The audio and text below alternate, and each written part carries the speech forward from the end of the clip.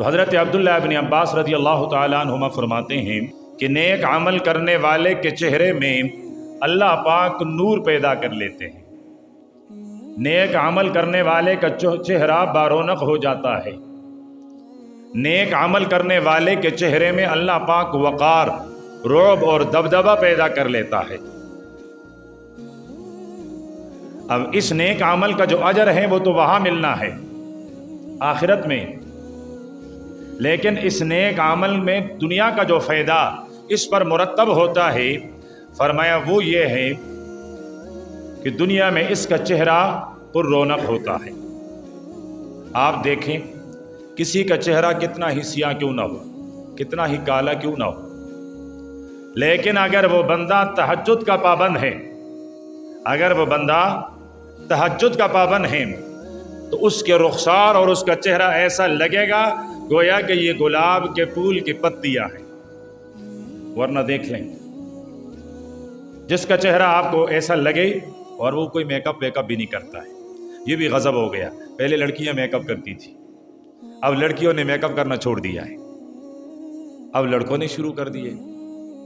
باپ سے پوچھو، وہ کہتے ہیں لڑکیوں کے میک اپ کے خرچے تو ختم ہو گئے ہیں، وہ اب اتنا مسئلہ نہیں ہے، اب لڑکوں کے میک اپ کے خرچے پورے نہیں ہوتے۔ معاشرہ جو بدل رہا ہے نا، اب لڑکیاں اپنے آپ کو لڑکے ظاہر کر رہے ہیں اور لڑکے جو ہے وہ اپنے آپ کو لڑکیاں ظاہر کرتی ہیں کہ جی ہمیں کوئی دیکھیں تو ہم لڑکے نظر نہ آئے، ہم لڑکیاں نظر آئیں، تو کیا کریں گے اس کے ساتھ؟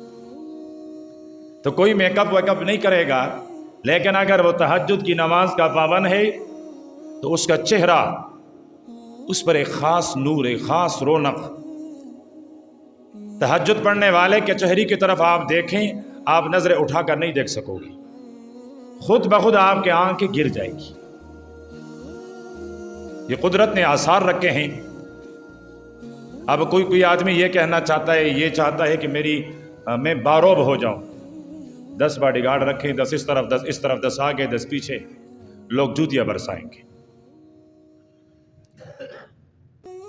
لیکن اگر وہ تہجد کی نماز کی پابندی کر لے، رب کعبہ کی قسم، اللہ پاک اس کے چہرے میں وقار رکھے گا۔ ہر اٹھتی ہوئی نگاہ حیا کی وجہ سے، شرم کی وجہ سے، عزت کی وجہ سے جھک جایا کرے گی۔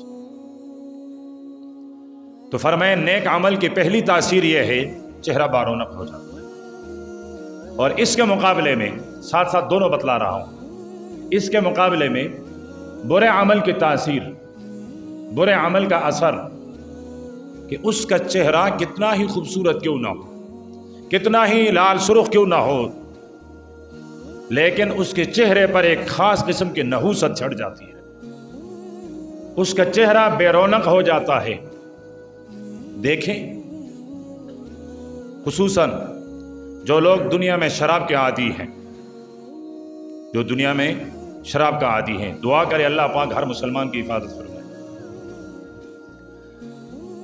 اس کا چہرہ بظاہر کتنا خوبصورت کیوں نہ ہو، لیکن اس کے چہرے کی کشش ختم ہو جاتی ہے، اس کی ذات کی کشش ختم ہو جاتی ہے، یہاں تک کہ اپنی اولاد، اپنی بیوی بھی ان سے نفرت کرنے لگ جاتی ہے۔ اس کے چہرے میں کوئی کشش نہیں ہوتی، کوئی نور نہیں ہوتا، بلکہ نحوست اور نحوست ہوتی ہے۔ یہ اور کچھ نہیں، اس برے عمل کا برا اثر ہے جو اس کے چہرے پر نمودار ہوا۔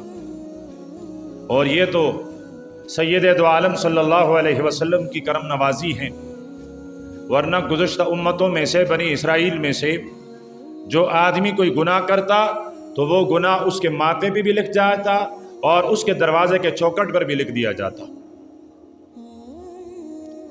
وہ بڑے مجمع میں رسوا ہو جاتا کہ دیکھو اس نے یہ گناہ کیا، یہ تو کرم ہے میرے نبی کا، یہ تو صدقہ ہے میرے نبی کا، یہ تو رحمت ہے میرے نبی کا، کہ اس کی دعا سے نہ گناہگار کے چہرے پہ لکھا جاتا ہے، نہ گناہگار کے دروازے کے پیشانی پہ لکھا جاتا،